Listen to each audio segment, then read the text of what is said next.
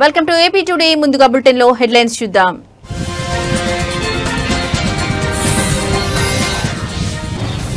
Group 1 పై Telangana high court కీలక తీర్పు. గతంలో ప్రకటించిన జనరల్ ర్యాంకింగ్ లిస్టు రద్దు.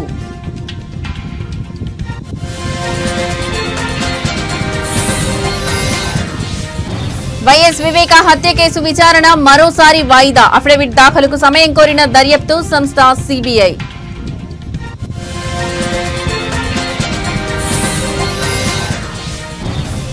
ఆల్ టైమ్ రికార్డ్ బద్దలు కొట్టిన బంగారం. చరిత్రలో తొలిసారిగా 24 క్యారెట్ల పసిడి ధర 1,10,000.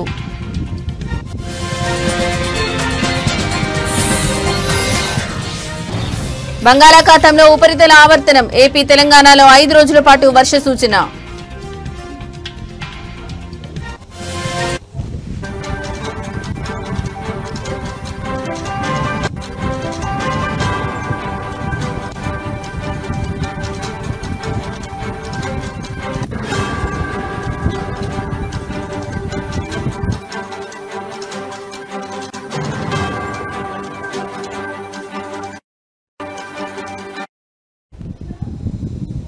రైట్, ఇక బ్రేకింగ్ న్యూస్ చూస్తున్నాం. గ్రూప్ 1 పై తెలంగాణ హైకోర్టు సంచలన తీర్పు వెలువరించింది. గ్రూప్ 1 పిటిషన్లను కొట్టివేసిన తెలంగాణ హైకోర్టు మెయిన్స్ పరీక్ష పేపర్లను రివాల్యుయేషన్ చేయాలని టీజీపీఎస్సీకి ఆదేశం. రీవాల్యుయేషన్ ఆధారంగా ఫలితాలు వెల్లడించాలని టీజీపీఎస్సీకి ఆదేశం. సాధ్యం కాకపోతే పరీక్షలు మళ్లీ నిర్వహించాలన్న హైకోర్టు మెయిన్స్ మెరిట్ లిస్టును హైకోర్టు రద్దు చేసింది. మూల్యాంకనంలో అక్రమాలు జరిగాయని, పరీక్షలు రద్దు చేయాలని కొందరు అభ్యర్థులు హైకోర్టులో పిటిషన్ దాఖలు చేశారు. 2023 అక్టోబర్ 21 నుంచి 27 వరకు జరిగిన గ్రూప్ 1 మెయిన్స్ పరీక్షలకు 21,000 మంది విద్యార్థులు హాజరయ్యారు.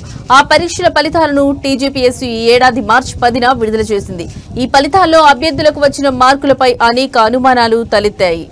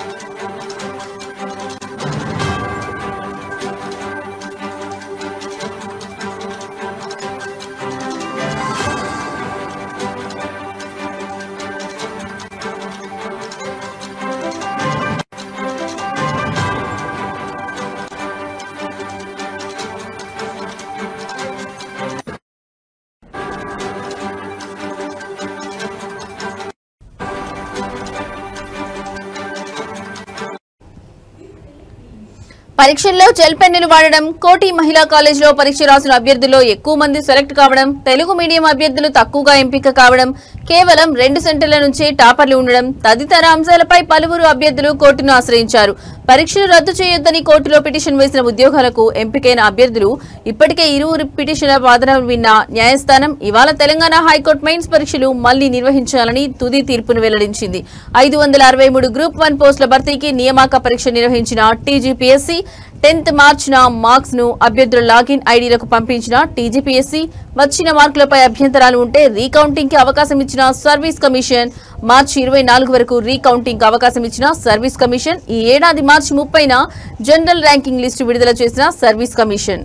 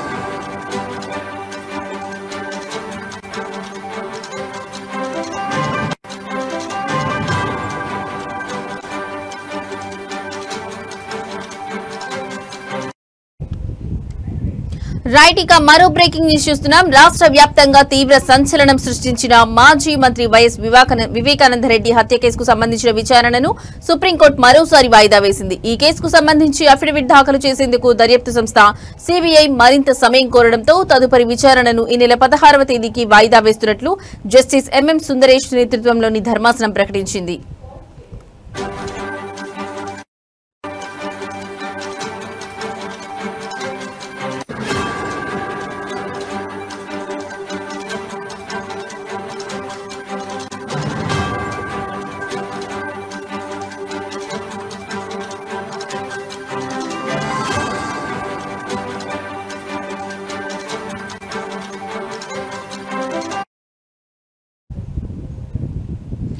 వివేకా హత్య కేసులో కుట్ర కోణంపై తదుపరి దర్యాప్తు అవసరమా లేదా అనే విషయంపై స్పష్టత ఇవ్వాలని గత విచారణ సందర్భంగా సుప్రీంకోర్టు సీబీఐని ఆదేశించిన సంగతి తెలిసిందే.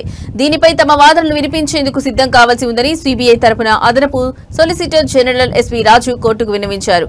అఫిడవిట్ దాఖలు చేసేందుకు కొంత గడువు కావాలని ఆయన అభ్యర్థించారు.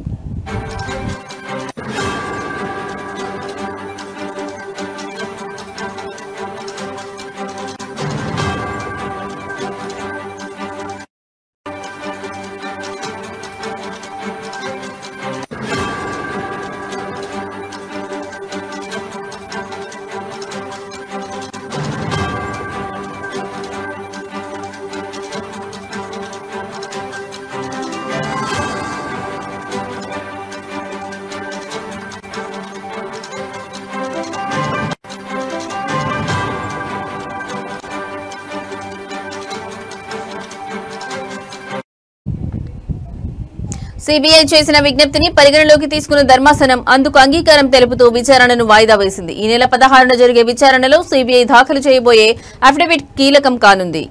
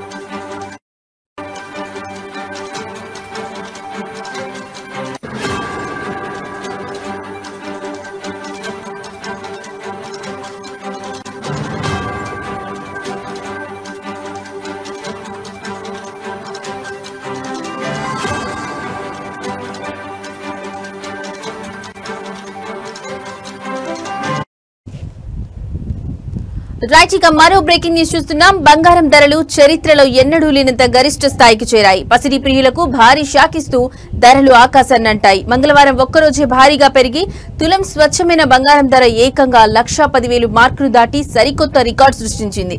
వెండి ధరలు కూడా అదే దారిలో పయనిస్తూ కొనుగోలుదారులకు చుక్కలు చూపిస్తున్నాయి.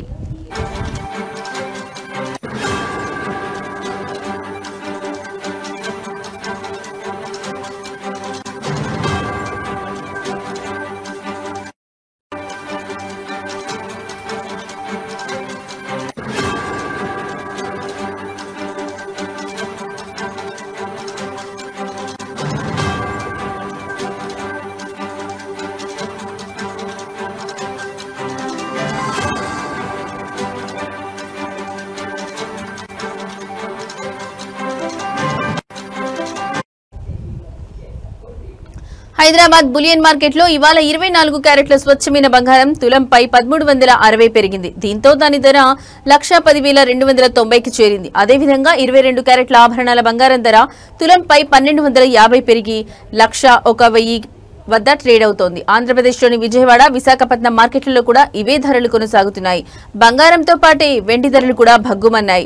హైదరాబాద్ మార్కెట్లో కిలో వెండిపై ఒక్కరోజే 3,000 పెరగడంతో దాని ధర 1,40,000 వద్దకు చేరింది. ఒకే రోజు ఇంత భారీ స్థాయిలో ధరలు పెరగడంతో బంగారం కొనాలనుకునే సామాన్య మధ్యతరగతి ప్రజలు ఆందోళన వ్యక్తం చేస్తున్నారు.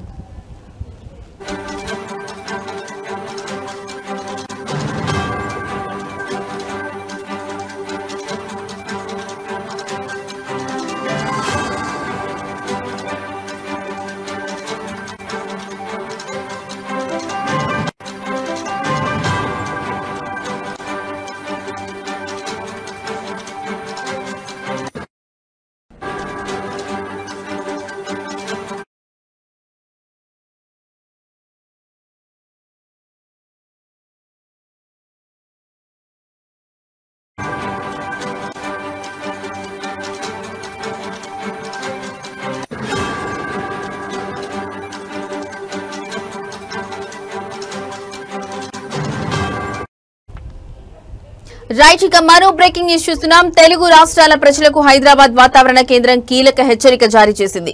బంగాళాఖాతంలో ఏర్పడనున్న అల్పపీడనం కారణంగా రానున్న 5 రోజుల పాటు ఆంధ్రప్రదేశ్, తెలంగాణ రాష్ట్రాల్లో భారీ నుంచి అతి భారీ వర్షాలు కురిసే అవకాశం ఉందని స్పష్టం చేసింది. ప్రజలు, రైతులు అప్రమత్తంగా ఉండాలని అధికారులు సూచించారు.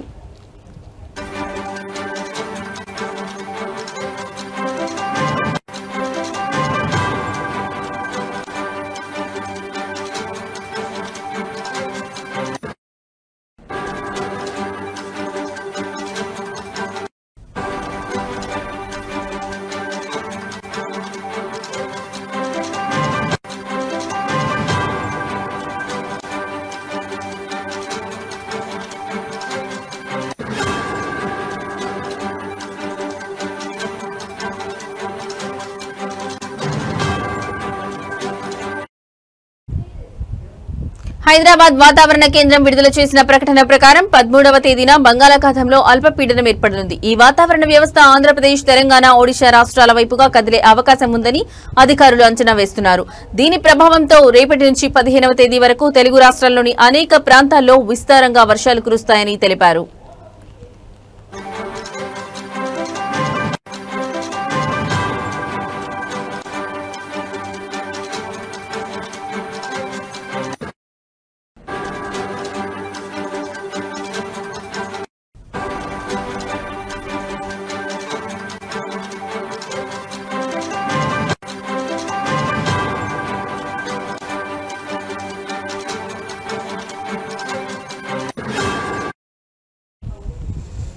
కొన్ని చోట్ల కుండపోత వర్షాలు నమోదయ్యే అవకాశం ఉందని, వర్షాలతో పాటు బలమైన ఈదురుగాలులు కూడా వీస్తాయని వాతావరణ శాఖ హెచ్చరించింది. ఇక తెలంగాణలోని పలు జిల్లాల్లో ఈ నెల 14వ తేదీ వరకు తేలికపాటి నుంచి మోస్తారు వర్షాలు కురుస్తాయని వివరించింది. ఆదిలాబాద్, నిజామాబాద్, కరీంనగర్, వరంగల్, ఖమ్మం, నల్గొండ సహా పలు జిల్లాల్లో ఈ వర్షాలు నమోదవుతాయని పేర్కొంది.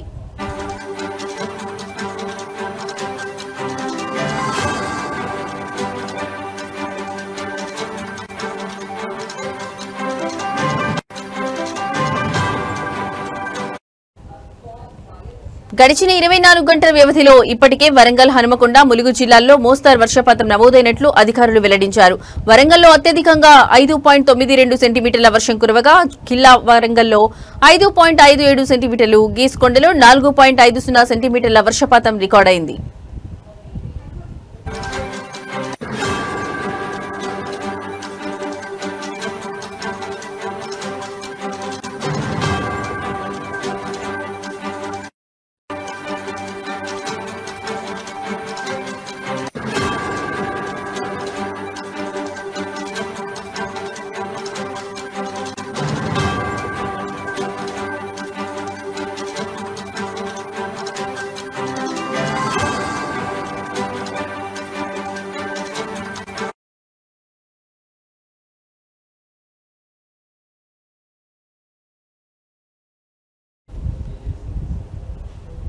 తెలంగాణలో రైతులు ప్రస్తుతం తీవ్రమైన యూరియా కొరతను ఎదుర్కొంటున్నారు. పంటలకు అత్యవసరమైన యూరియా కోసం రైతులు సొసైటీల వద్ద పడిగాపులు కాస్తున్నారు. గతంలో ఎన్నడూ లేని విధంగా రైతులు యూరియా కోసం పడరాని పాట్లు పడుతున్నారు. కరీంనగర్ జిల్లా హుజూరాబాద్ మండలం చేల్పూరు గ్రామ వ్యవసాయ ప్రాథమిక సహకార సంఘం, జమ్మికుంట మండలం కోరపల్లి గ్రామ సొసైటీ వద్ద వేకువజాము నుండే యూరియా కోసం పడిగాపులు కాస్తున్నారు రైతులు. యూరియా వస్తుందన్న సమాచారంతో ఉదయం 4 గంటల నుండే మహిళా, పురుష రైతులు వేరువేరుగా చెప్పులు క్యూ లైన్ లో పెట్టి వేచి చూస్తున్నారు. వేల రూపాయల పెట్టుబడి పెట్టి యూరియా బస్తాలు దొరకక పంటలు ఎండిపోయే పరిస్థితి ఏర్పడిందని ఆవేదన వ్యక్తం చేశారు. యూరియా కోసం సొసైటీల వద్ద ఉదయం నుండి సాయంత్రం వరకు పడిగాపులు కాసిన ఒక్క యూరియా బస్తా కూడా దొరకడం లేదని కేంద్ర, రాష్ట్ర ప్రభుత్వాలు స్పందించి రైతులకు సరిపడే యూరియా పంపిణీ చేయాలని రైతులు కోరుతున్నారు.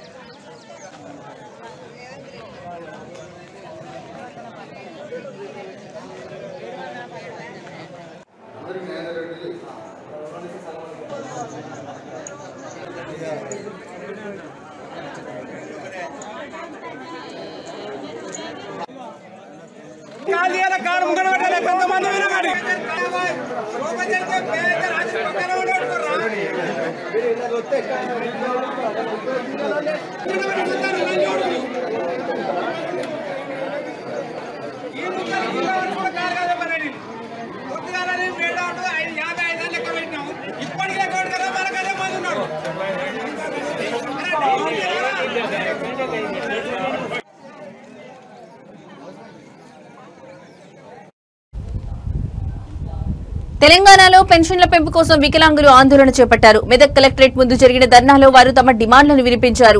ఈ సందర్భంగా వికలాంగుల హక్కుల పోరాట నాయకులు దండెళ్ల సామేల్ మాట్లాడుతూ రాష్ట్ర ప్రభుత్వం వికలాంగులను మోసం చేసిందని ఆరోపించారు. ఆంధ్రప్రదేశ్లో ఇస్తున్న విధంగా ఇక్కడ పెన్షన్లు ఎందుకు ఇవ్వడం లేదని ఆయన ప్రశ్నించారు. ఎన్నికల సమయంలో అన్ని రాజకీయ పార్టీలు పెన్షన్ల పెంపుపై హామీలు ఇచ్చాయని, కానీ అధికారంలోకి వచ్చాక ఏ పార్టీ కూడా ఆ హామీలను నిలబెట్టుకోలేదని అన్నారు. ఈ పోరాటానికి మద్దతుగా ఎంఆర్పీఎస్ జాతీయ అధ్యక్షులు మందకృష్ణ మాదిగ మాట్లాడుతూ ఇల్లు, పెళ్లి, వైద్యం, విద్య, ఉద్యోగం వంటి అంశాలపై కూడా ప్రభుత్వం దృష్టి సారించాలని అన్నారు. ఆగస్టు 24న జరిగే వికలాంగుల మహాగర్జనను విజయవంతం చేయాలని ఆయన పిలుపునిచ్చారు. మెదక్ జిల్లాలోని పెన్షన్ లబ్ధిదారులంతా నర్సాపూర్లో జరిగే సమావేశంలో పాల్గొని పోరాటానికి మద్దతు ఇవ్వాలని దండోళ్ల సామేల్ కోరారు.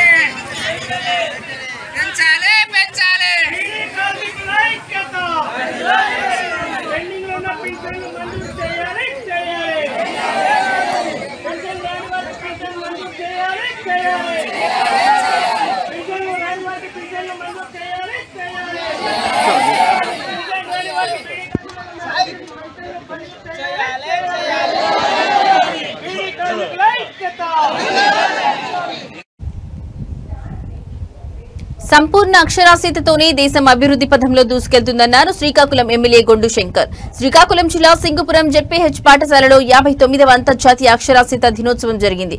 ఎమ్మెల్యే సర్పంచ్ గుండా ఆదిత్యనాయుడు జ్యోతి ప్రజ్వలన చేసి కార్యక్రమాన్ని ప్రారంభించారు. ఈ సందర్భంగా ఎమ్మెల్యే మాట్లాడుతూ నిరక్షరాస్యత సమాజానికి పెద్ద మైనస్ అని, బడి ఈడు పిల్లలను ఎట్టి పరిస్థితుల్లోనూ బడుల్లోనే ఉంచాలని సూచించారు. చదువును మధ్యలో ఆపేసిన వారికి మళ్లీ చదువును కొనసాగించేలా ప్రోత్సహించాలన్నారు. అక్షరాస్యత ఉన్నప్పుడే మన హక్కులు విధులు అర్థమవుతాయని, అవగాహన పెరుగుతుందని చెప్పారు. వయోజనులకు విద్య అవసరం ఉందని, వారిని అక్షరాస్యులుగా చేయడం ద్వారా ప్రభుత్వ పథకాలపై అవగాహన పెంపొందుతుందని తెలిపారు. పిల్లలు చెప్పడం జరిగింది. ఒక వ్యక్తి అక్షరాస్యుడైనప్పుడు అతను కేవలం అక్షరాలు నేర్చుకోవడమే కాక కొత్త లోకాన్ని చూస్తాడు. తన గురించి, తన చుట్టూ ఉన్న ప్రపంచం గురించి తెలుసుకుంటాడు. అది కేవలం చదువు వల్ల మాత్రమే సాధ్యం. సరైన నిర్ణయాలు తీసుకోవడానికి శక్తిని పొందుతాడు. మరియు ఆర్థికంగా, సామాజికంగా ఎదిగే అవకాశాలను కూడా కల్పించుకుంటాడు చదువుకున్న వ్యక్తి. అక్షరాస్యత అనేది వ్యక్తికి స్వయం అభివృద్ధికి, ఆత్మవిశ్వాసానికి మరియు సమాజంలో గౌరవంగా జీవించడానికి అవసరమైనటువంటి సాధనం. విద్య అనేది ప్రతి ఒక్కరి ప్రాథమిక హక్కు. అక్షరాస్యత ఆ హక్కుకు పునాది. మహిళా అక్షరాస్యత పట్ల మనం ప్రత్యేక శ్రద్ధ తీసుకోవాలి. ఒక మహిళ అక్షరాస్యురాలు అయితే ఆ కుటుంబం మొత్తం విద్యావంతులు అవుతారు. అలాగే సమాజం కూడా పురోగమిస్తుంది. ఎందరో మహానుభావులు చదువును ఆయుధంగా ఉపయోగించి సమాజాన్ని వెలిగించారు. వారిలో ఒకరు డాక్టర్ బాబాసాహెబ్ అంబేద్కర్. తెలంగాణలో యూరియా కొరత రైతులను తీవ్ర ఇబ్బందులకు గురిచేస్తుంది. హనుమకొండ జిల్లాలోని పరకాల రైతు వేదిక వద్ద వెలుగులోకి వచ్చిన ఒక ఘటన ఈ సమస్య తీవ్రతను స్పష్టం చేస్తోంది. జ్వరం వచ్చినా తన చిన్నారి కూతురికి సిరప్ తాగిస్తూ ఒక మహిళా రైతు యూరియా కోసం గంటల తరబడి పడిగాపులు కాసింది. యూరియా కోసం వేచి చూడాల్సిన దుస్థితి ఏర్పడడంతో ఇంట్లో పిల్లలను ఒంటరిగా వదిలి వెళ్లలేక వారిని కూడా వెంట తెచ్చుకోవాల్సి వచ్చిందని ఆ తల్లి ఆవేదన వ్యక్తం చేసింది. ఈ దృశ్యం ప్రస్తుతం సామాజిక మాధ్యమాల్లో వైరల్ అవుతోంది. రైతులు పంటల అవసరాల కోసం తీవ్ర ఇబ్బందులు పడుతున్నారని, ప్రభుత్వాలు వెంటనే స్పందించి ఈ సమస్యను పరిష్కరించాలని నెటిజన్లు డిమాండ్ చేస్తున్నారు.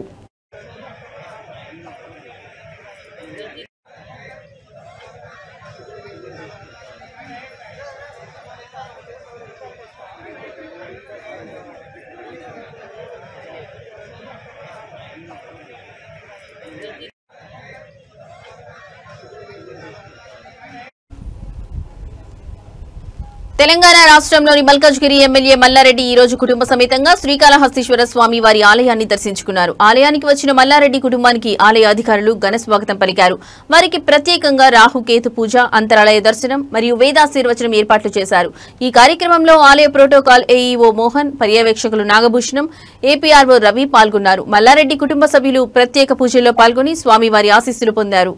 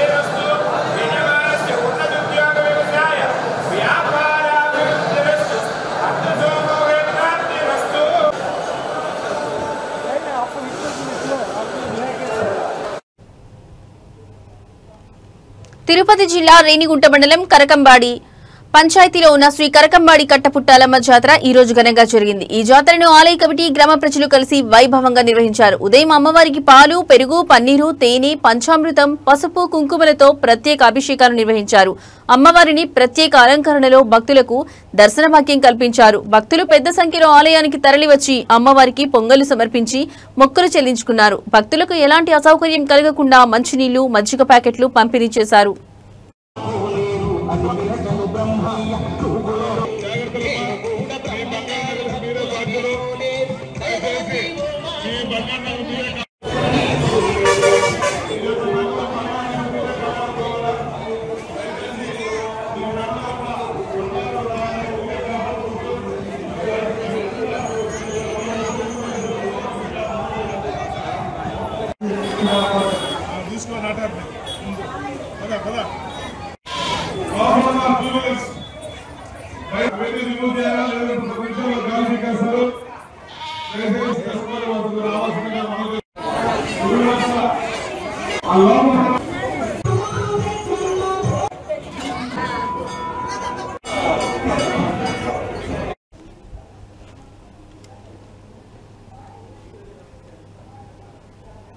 ఇవి ఇప్పటివరకున్న బులెటిన్ అప్డేట్స్. నమస్తే.